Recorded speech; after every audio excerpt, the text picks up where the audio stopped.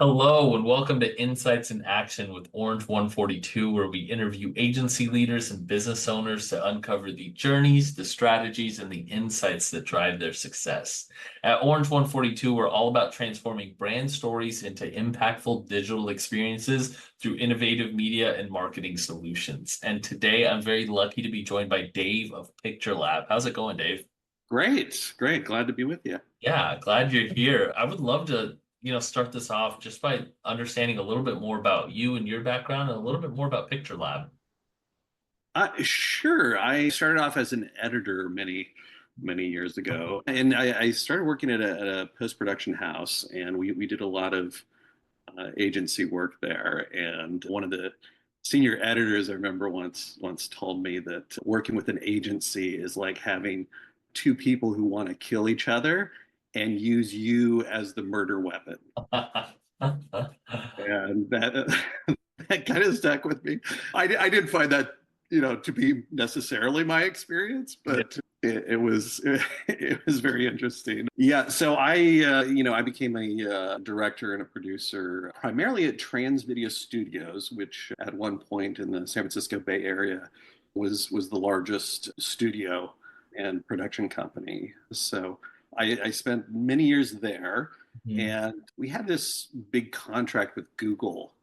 And right around the crash of 2008, everybody was trying to restructure contracts and everything, and we lost a big part of that business. But what we found is that the talent that we had built up to serve Google's needs, we could use that for other people, and Uh, and that's when we started PictureLab. And PictureLab was a division of Transvideo Studios, mhm. and we saw ourselves as kind of an agency alternative. We didn't have multiple levels of service. We were entirely video focused, but we were able to help out a lot with design and creative. And we at that time we had a lot of talent in house, and Mhm. yeah, we found that we were getting a lot of people looking for that. And I would say primarily startups, being based in Silicon Valley, that's the lifeblood of the Right. valley. So yeah, so we started helping startups, and it just really took off from there. We had a lot of success stories from little videos that had no budget, and just a belief, and suddenly they're getting IPO'd, and so that was really wonderful. And Yeah, that's awesome. yeah, and I would say, startups are still a big part of our business and what we do. Yeah. And I know that your agency, you guys obviously been instrumental in producing like explainer videos for startups and really helping them articulate their services or their products succinctly. But what key elements do you focus on to ensure that these videos effectively convey complex topics or ideas to target audiences? Well, we always have a process. Luckily, we're fairly tech savvy people ourselves, Mhm. living in the valley. So definitely, making sure that we don't start on the creative until we're sure that we know exactly what's going on. Mhm. And again, to harken back to startups, a lot of startups don't know themselves like what, they have a great idea, they don't know who it's for. Mhm. So like discovering that is a really wonderful part of our business, and Yeah. and helping them. We find that when you put people on the spot, it's like, okay, we're going to make this video, and we have a lot of questions for you. Then you have to start understanding your product, Yeah. and that's a very important stage. We always say, if you want to understand your business, make a video. Yeah. um, Right. and it's not about the final product in a lot of ways. It's just getting to the essence of who you are, and what you want to do, um, Right. and who your audience is. That's probably the most important, question that we try to answer. Yeah.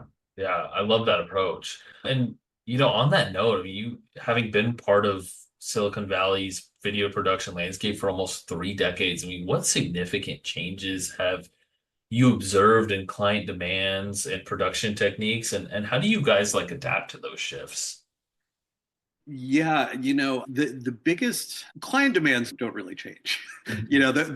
Those are definitely different venues Right. for where they're going to be seeing the videos, but generally those are pretty consistent. Production methods, that's pretty interesting. That's I've seen several revolutions in that, and AI is just the latest, to come about. A big part of it has to do with what we used to call the democratization of video. Several stages where there were, like, when I started out, we were using pieces of equipment that were as big as a washing machine, and there were like five people in the world who really knew how to use them, and they cost $500,000. Yeah. And of course, making a video back then was really costly because of all that. And as the technology has improved, as it's gotten more user friendly, as there's a bigger user base to share tricks and methods and styles. That's been a big adaptation, and it usually starts with, oh, this new technology came along, and oh, this is going to be so much cheaper. And eventually people always come back to the experts. And that's what I see with AI right now too, is that AI is doing some amazing things, but I'm not particularly worried about my livelihood, just because I know that eventually it's going to come back to the experts. Yeah. And what actually does work, what is effective marketing, Yeah. versus this cool thing that we can do.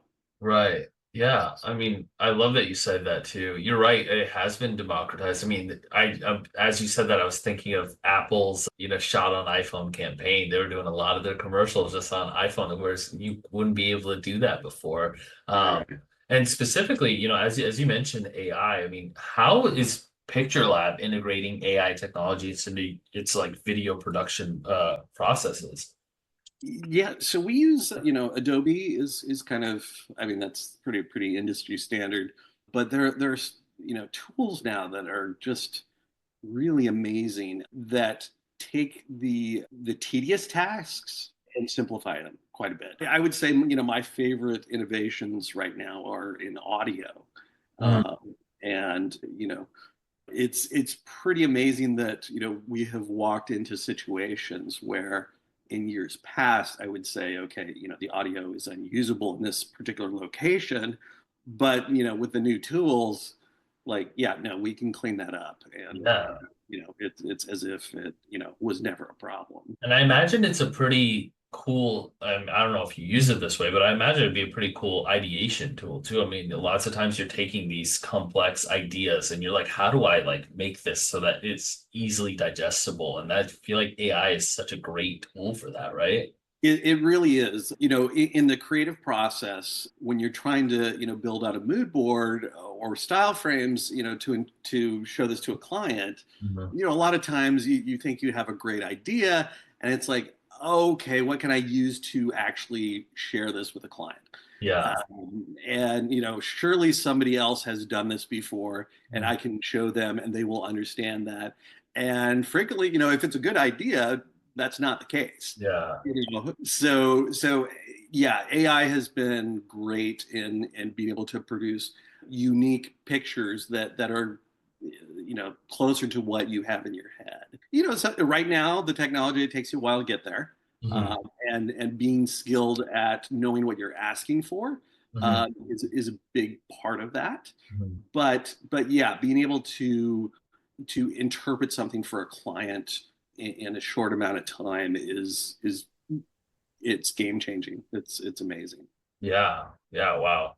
That's awesome. And so, I just want to shift gears here for a second, but I was curious. So startups often face like budget constraints, but they require that high quality video content to compete in the market. So like how does PictureLab balance delivering high-end video products while accommodating to maybe some of the financial limitations of, startups and some mid-sized tech companies?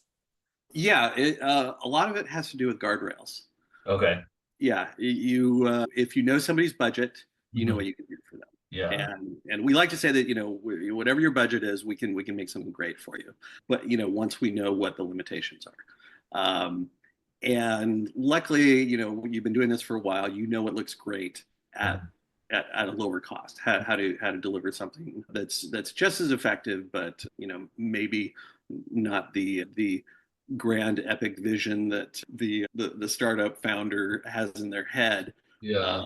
uh, and trying to scale that back, but still deliver something really awesome. Yeah, for sure. And so I know we just talked about AI, but like based on your extensive experience, what emerging trends do you anticipate are going to shape the future of video advertising for tech companies? And how are you guys preparing to leverage these trends to benefit your clients?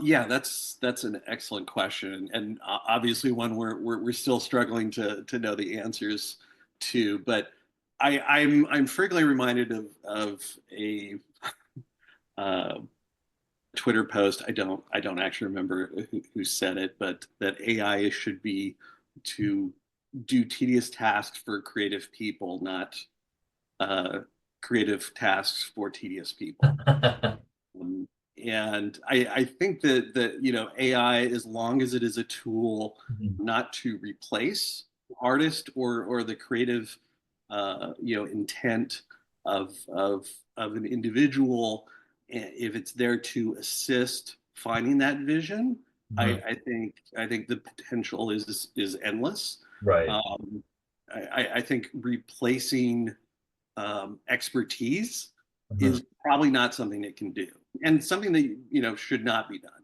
Right. You know, uh, yeah, an AI program doesn't make you a musician.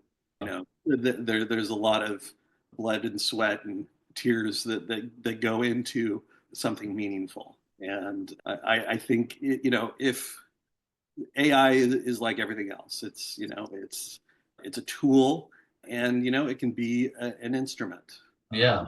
you know, Yeah. to eventually, play beautiful music on. Yeah, exactly. Yeah, it can give you the chords, it can give you the Mhm. theory, but it can't teach you how to play piano or guitar Indeed, or something like that. indeed. You got to practice that yourself, right? Wow, well put. This has been awesome, Dave. I feel like this flew by. I mean, where can people learn more about you? Where can people learn more about your agency? Yeah, I think picturelab.com is the best way to both review our work and to get in touch with us Yeah. if people need any video services. So Well, cool. Well, thank you so much for being on. This is great. yeah, my pleasure. Yeah, this was awesome. Thanks.